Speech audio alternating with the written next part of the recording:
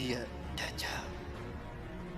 Di zaman Nabi Isa berganti nama menjadi Yudas Iskariot. Nabi Isa lahir karena mukjizat Allah kan.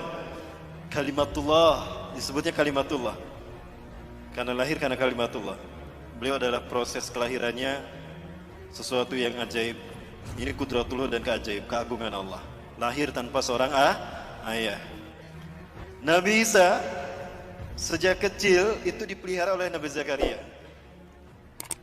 Karena Nabi Zakaria ini adalah kakeknya.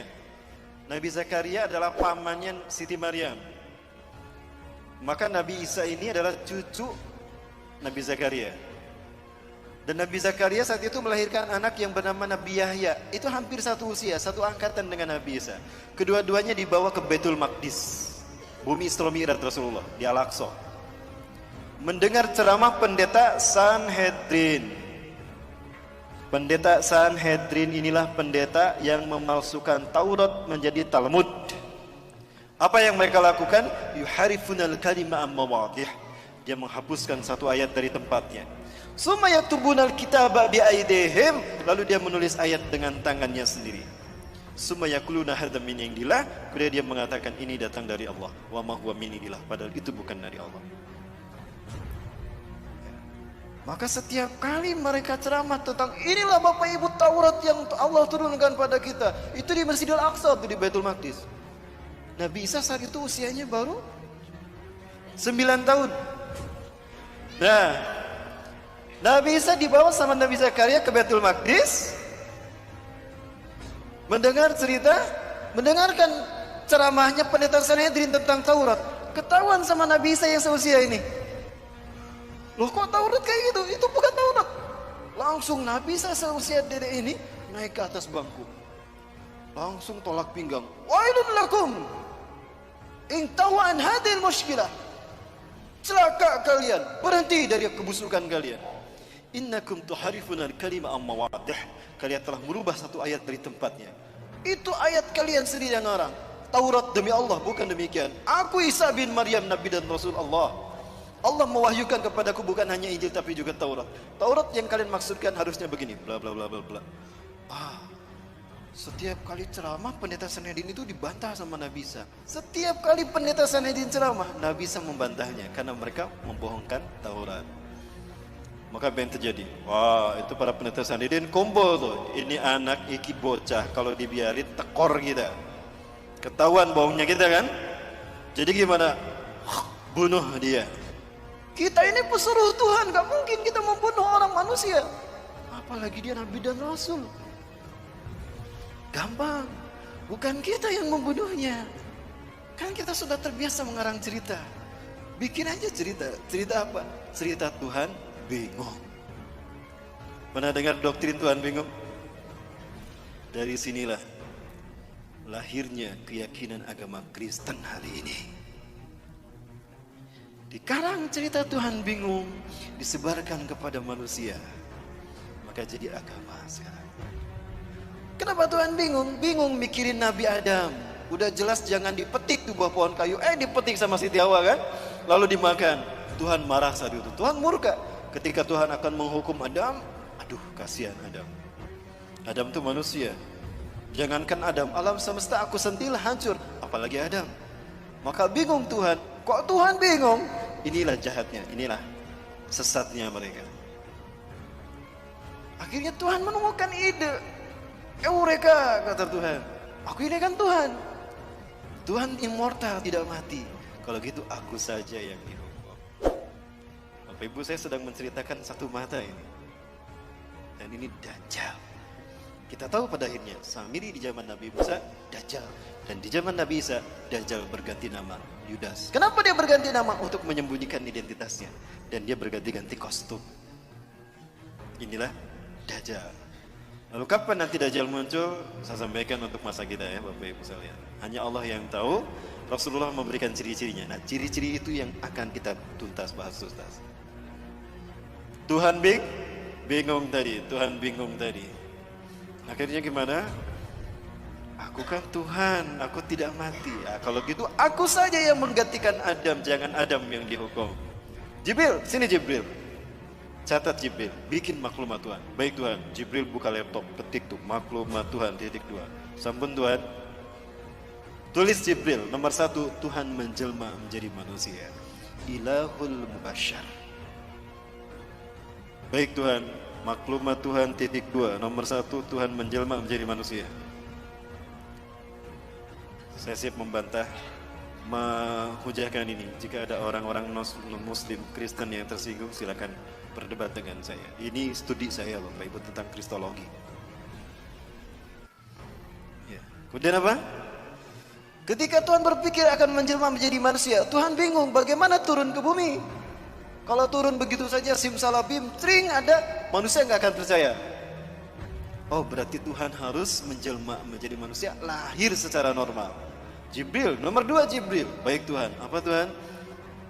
Tuhan lahir secara normal. Baik, maklumat nomor 2, Tuhan lahir secara normal. Bingung lagi Tuhan kalau Tuhan lahir secara normal. Lah siapa wanita yang layak melahirkan Tuhan? Jibril ngasih masukan sama Tuhan. Masya Allah, inilah jahatnya, sesatnya Sanhedrin. Ini mereka mengarang cerita ini. Tuhan, boleh saya interupsi ngasih masukan? Oh, apa itu Jibril? Gini Tuhan, Engkau pernah mengutus saya ke Bethlehem, ke Nazaret. Di Nazaret ada seorang wanita suci Tuhan. Dia belum pernah mengotori dirinya dan kesuciannya.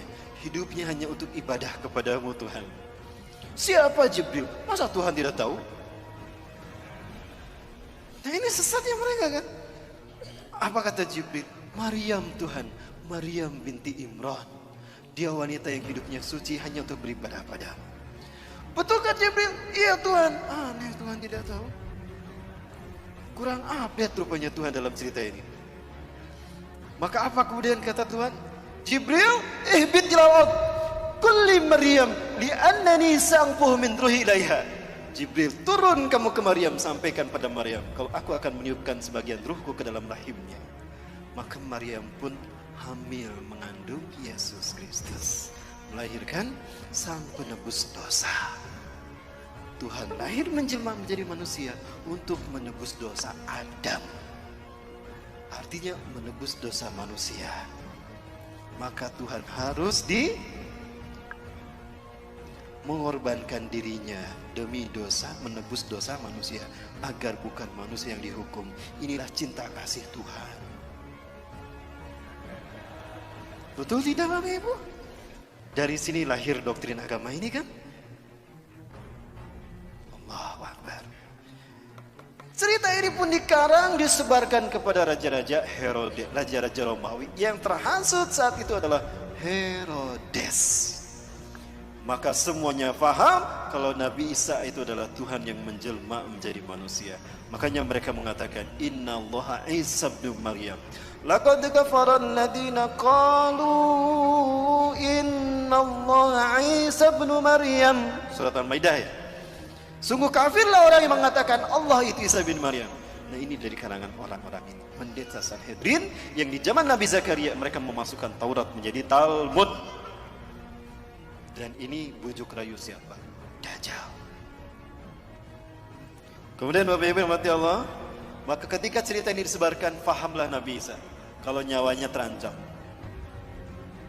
Maka Nabi Isa pergi meninggalkan Palestina, meninggalkan Yerusalem, meninggalkan Al-Quds, mengembala. Saat itu usianya genap 12 tahun. Mengembala Nabi Isa alaihissalam. Ada satu kaum di mana kaum itu banyak yang buta sejak lahir, diobatin oleh Nabi Isa alaihissalam.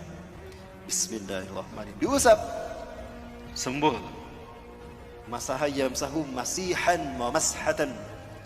Mashan wa mashatan. Diusap, mengusap itu masaha.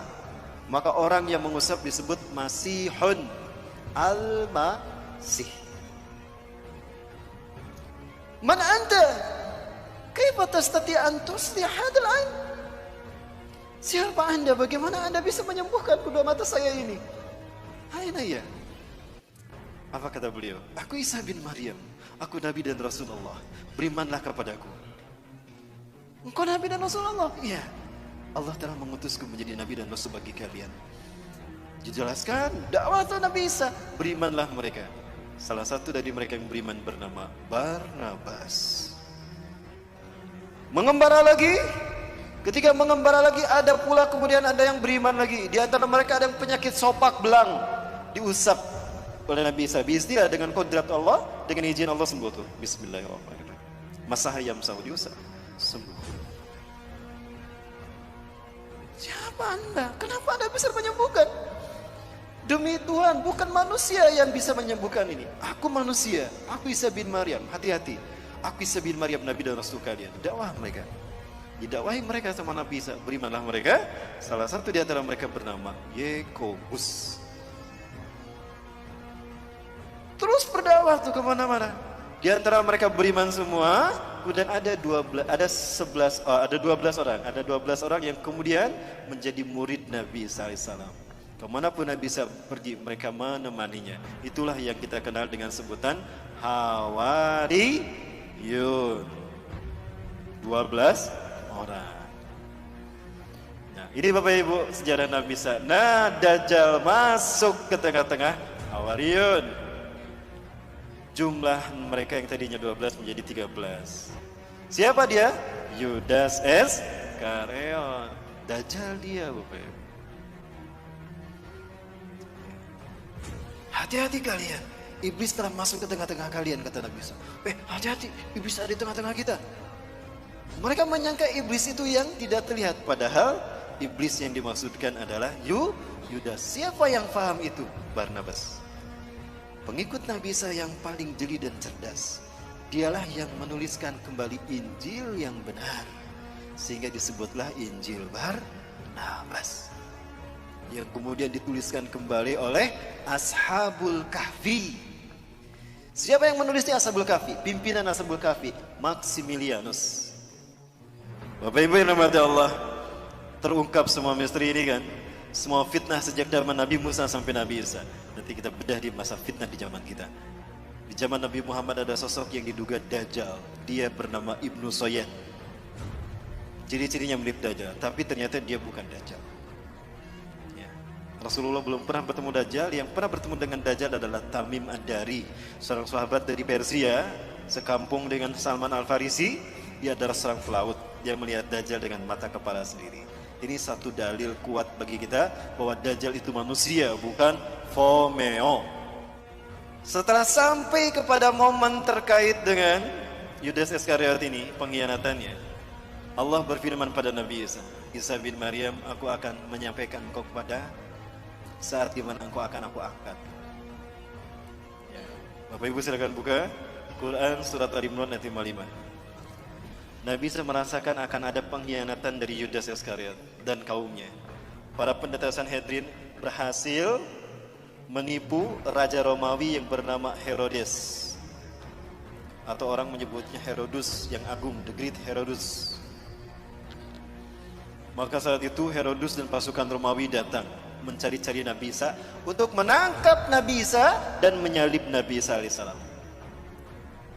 Allah wahyukan itu pada Nabi Isa. Maka Nabi Isa memahami itu, kemudian Nabi Isa berfirman. Ada dalam Quran surat As-Saff. A'udzubillahi minasyaitonir rajim. إذ قال عيسى ابن مريم للحواريين من أنصاري إلى الله. Surat As-Saff. Ingatlah ketika bersabda Isa bin Maryam kepada Hawariyyin, siapakah yang akan menolong aku untuk menegakkan agama Allah? Qala al-hawariyuna nahnu ansarullah. Itu saat terakhir perpisahan dengan Nabi Isa. Kemudian Nabi Isa mengatakan, kelak di antara kalian ada orang yang berkhianat kepadaku dan dia menggantikan tempat kedudukanku. Ya. Kemudian apa yang terjadi Bapak Ibu? Datanglah seseorang kepada Nabi Isa dan kaumnya Hawariyun. Intabi'u antum, intabi'u antum. Bersembunyilah kalian, bersembunyilah kalian. Wa anta ya Masih Nabi Allah. Anda juga Nabi Allah. Anda harus bersembunyi. Kenapa? Sesungguhnya Herodes dan tentaranya Romawi dan juga para pendeta Sanhedrin sekarang datang untuk menyangkap Anda dan menyalib Anda, Tuanku. Maka Nabi Isa kemudian memerintahkan kaumnya bersembunyi, termasuk Nabi Isa pun bersembunyi. Bersembunyilah semuanya. Nah, Herodes bilang, aku tahu kalian bersembunyi di sekitar sini. Begini saja, kata Herodes, aku tawarkan dengan bijaksana. Siapa di antara kalian yang memberitahukan di mana Al-Masih bersembunyi?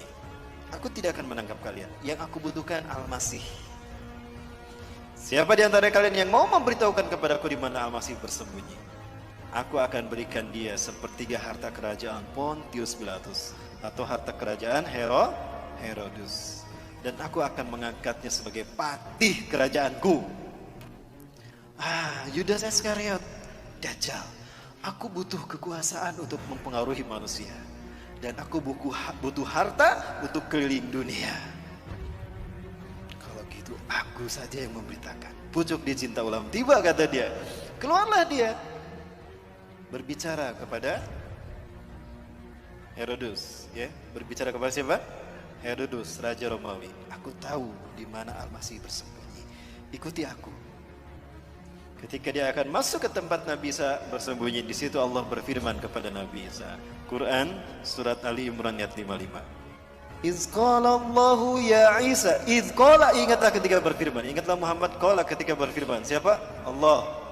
Ya Isa, hai Isa, ini mutawaffika. Kalimat mutawaffika, wafat itu bukan berarti mati. Sesungguhnya aku akan mewafatkan kau. Itu artinya bukan mematikan kau. Wafat tidak selamanya artinya mati. Di dalam surat Al-An'am ayat ke-60 Allah berfirman, a'udzubillahi minasyaitonir rajim. Wa huwal ladzi yatawaffakum bilail wa ya'lamu ma jarahtum fil nahar. Dialah Allah yang telah menidurkan engkau di waktu malam dan Allah mengetahui apa yang kalian lakukan di waktu siang. Artinya wafat ini bisa berarti tidur. Berarti Nabi Isa kalimat ini mutawafika, sesungguhnya aku akan menidurkan engkau Isa. Jadi Nabi Isa ditidurkan, tidak dimatikan. Warafuka ilayya, dan aku akan mengangkatmu ke sisiku. Artinya Nabi Isa diangkat dengan fisiknya. Wa mutahhiruka minal ladzina kafaru, dan aku akan membersihkan namamu dari orang-orang kafir.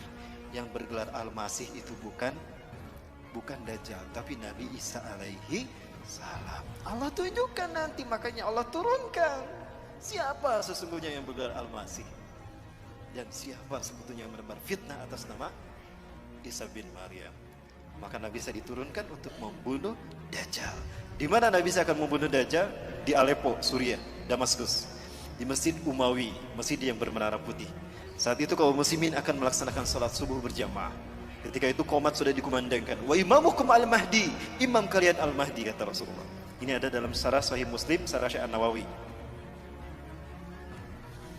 Kata Imam Mahdi, "Stawu subuhakum tarasuata dulu. Luruskan, dapatkan saf kalian." Ketika sedang meluruskan saf, maka fanazala Isa bin Maryam. Turunlah Isa bin Maryam. Memegang sayap dua malaikat ala janahain malakain. Apabila melihat ke bawah bersatuan air tanda beliau telah berwudu. Apabila melihat ke atas, beliau menjatuhkan sesuatu mirip mutiara. Kemudian maka ketika Yudas masuk, Nabi Isa ada tidak di sini? Tidak ada, karena Nabi Isa sudah diangkat Allah ke langit. Maka ketika Yudas masuk, ditemukan nggak Nabi Isa? Tidak ada. Nah, ketika dia di dalam, dia mengalami apa yang Allah bahas dalam Quran surat An-Nisa ayat 157. Wa qalihim inna qatalna al-Masih Isa ibn Maryam Rasulullah wa ma qataluhu wa ma salabuhu. Ya. Mereka tidak membunuhnya, kata Allah. Berarti mati tidak? Tidak kan, tidak dibunuh. Wa ma salabuhu, dan tidak pula menyalibnya. Berarti siapa yang disalib? Yudas Iskariot. Bapak Ibu, kalau di dalam salibnya Katolik itu biasanya ada tulisan INRI. Ada yang mualaf di sini? Ya, ada tulisan INRI. Ini pakai huruf ya. Kalau ditanyakan pada orang-orang non muslim itu, apa arti kata INRI? Saya pernah melakukan. Bertanya kepada seseorang yang mualaf, saya punya jamaah, sahabat, dia sudah masuk Islam. Ketika itu saya tanya, antum tahu apa arti kata INRI? Oh, itu singkatan Yesus orang Nazaret, raja Yahudi. Oh, bukan. INRI itu artinya bukan itu, tapi INRI itu artinya penjelmaan. Ketika Yudas masuk ke dalam, Nabi Isa sudah tidak ada. Pelangap-pelongo dia, loh, kemana Isa? Tadi di sini. Disitulah Allah merubah wajah dan tubuhnya. Allah merubah Yudas Iskariot menjadi Isa bin Maryam. Mereka tidak membunuh Isa bin Maryam dan tidak punya menyalibnya, tetapi mereka diserupakan. Tetapi dia diserupakan oleh Allah untuk Isa bin Maryam. Ya.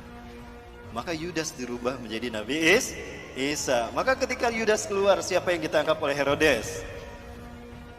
Si Yudas. Loh, kok aku yang ditangkap? Lastu Isa, anak Yudas ali dia dulu kau milih.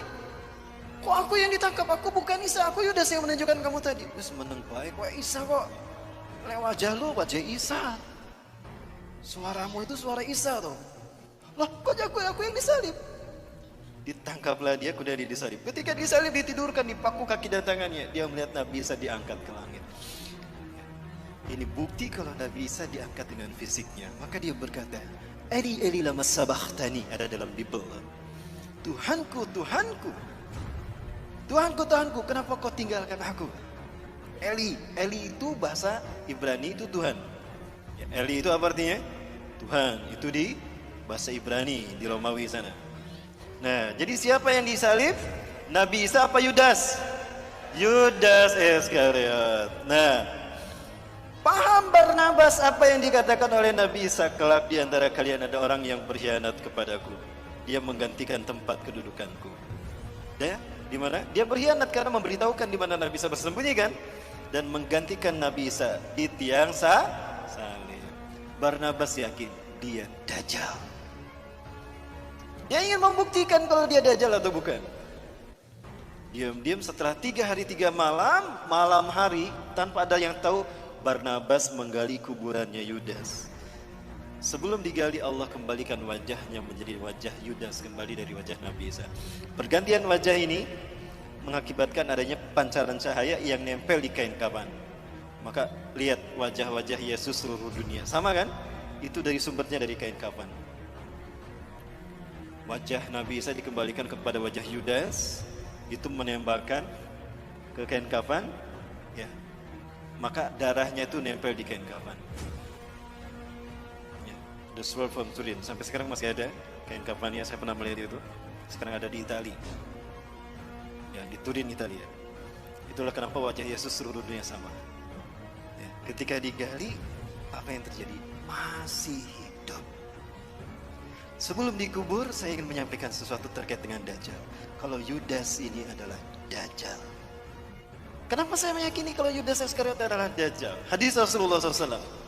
Tidaklah Allah mengutus seorang nabi pun sejak Allah menciptakan langit dan bumi, menciptakan Adam sampai hari kiamat, melainkan ada satu fitnah yang terburuk, fitnah Dajjal. Sebagaimana para nabi mengingatkan kaumnya tentang Dajjal, dan sebagaimana Nuh mengingatkan kaumnya tentang Dajjal, hati-hati dengan fitnah Dajjal. Hari ini akan aku katakan kepada kalian, sa'aqulu lakum ma lam yaqulhu min qabl. Aku akan mengatakan kepada kalian sesuatu yang para nabi dan rasul belum mengatakannya. Apa itu?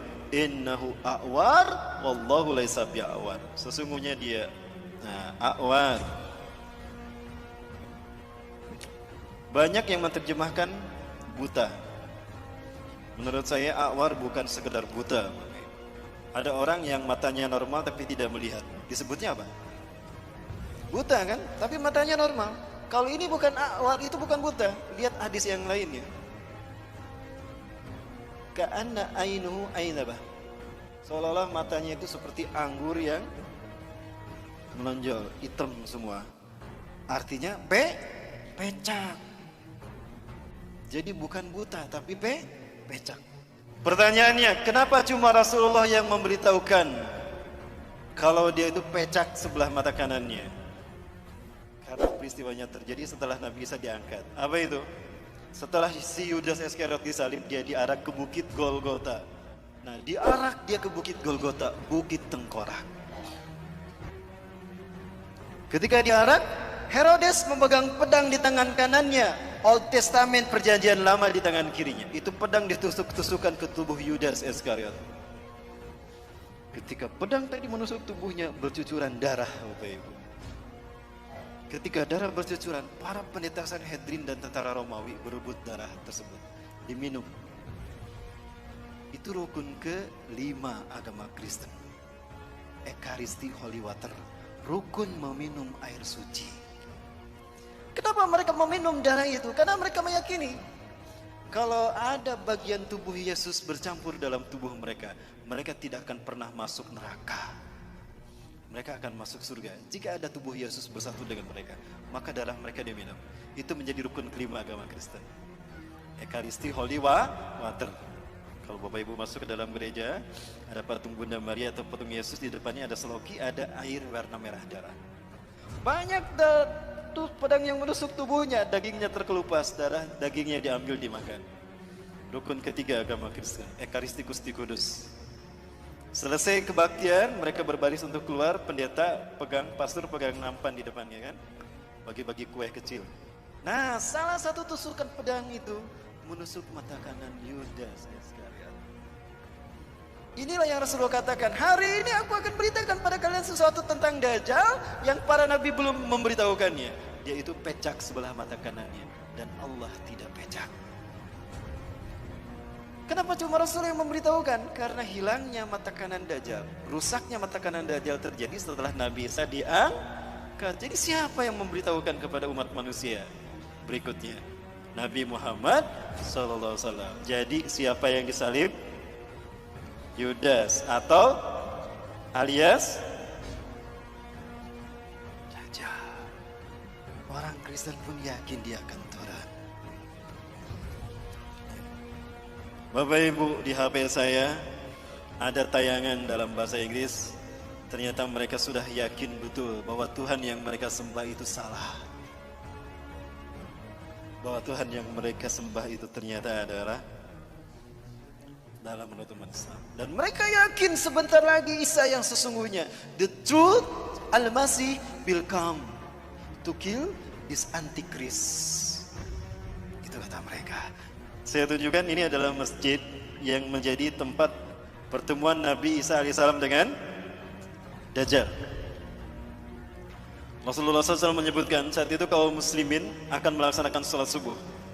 Wa imamukum al-mahdi, dan imam kalian adalah al-mahdi. Ketika qomat tadi kan Nabi Isa turun ya. Nah, Nabi Isa turun. Di mana turunnya? Di masjid Indal Manaratil Bayda, di masjid bermenara putih Syarqiyah Damaskus, di Damaskus Timur.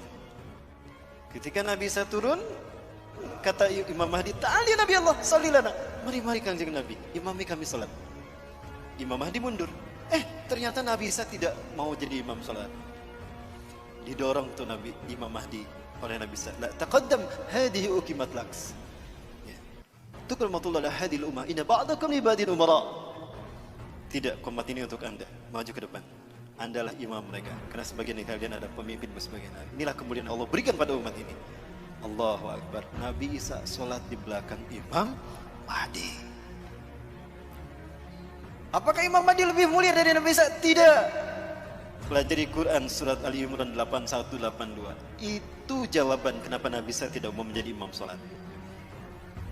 Selesai melaksanakan sholat berjamaah subuh, imamnya Imam Mahdi. Apa kata Nabi Isa? Iftahil bab, buka pintu masjid itu. Ketika dibuka pintu masjid ini, ternyata tampaklah Dajjal dengan 70.000 Yahudi Isfahan, dari lembah Isfahan, Iran. Inilah kenapa Iran menjadi Syiah, karena Syiah ciptaan Dajjal. Begitu dibukakan, kaget Dajjal ketika ada Nabi Isa di dalam. Aduh, malaikat maut sudah datang. Merinding dia, kata Rasulullah. Mencair dia seperti garam yang terkena air. Rasulullah menyebutkan, harumnya tubuh Nabi Isa tercium sampai sejauh mata memandang. Dan jika orang wa inta yahusumul kafirun matu baktatan. Jika orang kafir mencium bau harumnya Nabi Isa, tubuhnya maka mati seketika. Itu barisan depannya mati semua, plok, mati. Sisanya mereka lari tunggang langgang. Dajjal sendiri itu merinding dia. Lari dari Aleppo, lari ke Israel, Bapak Ibu. Cepat dia larinya. Begitu lari ke barat ada Nabi Isa. Aduh, ada Nabi Isa. Lari ke timur ada Nabi Isa. Lari ke utara ada Nabi Isa. Dia bingung melarikan diri kemana. Saking takutnya dia mencair tubuhnya. Artinya deras mengalir keringatnya. Maka dipintulutlah Nabi Isa menemukan Yudas Iskariot alias Dajjal. Di pintu Lut, kata Rasulullah dalam hadis riwayat Imam At-Tirmidzi, Dajjal terdampar, tidak bisa melarikan diri. Dibunuhlah oleh Nabi Isa alaihissalam. Ya, kemudian di pintu Lut lah dia terdampar. Di mana pintu Lut itu? Pintu Lut adalah tempat di mana Dajjal dibunuh Nabi Isa. Ini kata Rasulullah di dalam hadis riwayat Imam Al-Hakim dalam kitab Al-Mustadraknya. Isa bin Maryam akan membunuh Dajjal di gerbang Lut. Yaqtulu Isa bin Maryam ad-Dajjal bi Babiludin. Ya, hadis riwayat Imam At-Tirmidzi dalam kitab Al-Mustadrak juz keempat halaman 105. Seperti apa pintu Lut di mana Nabi Isa membunuh Dajjal? Ini dia. Inilah pintu Lut. Subhanallah. Di Lut itu sekarang 13 mil timur Tel Aviv. Bapak Ibu kalau umroh plus Aqsa, saya biasa membawa jamaah ke Tel Aviv. Tapi kita tidak bisa masuk ke dalam karena ada pangkalan militer Angkatan Udara Israel. Bapak Ibu rahmatullah. Pertanyaannya, kapan itu terjadi? Baik, kapan itu terjadi Bapak Ibu? Mau kita bahas angkanya? Kita hitung angkanya. Kapan Dajjal muncul kata Rasulullah?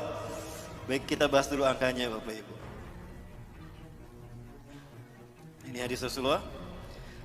Sayati Dajjal ilal Madinah wa yatabi'unahu sab'una alaf al-yahud min Wadi Isfahan ala Jabhatil Farsh. Dajjal akan datang diikuti oleh 70.000 orang Yahudi dari lembah Isfahan Iran menggunakan jubah Persia. Saat itu Dajjal akan memasuki Madinah. Baik, selesai.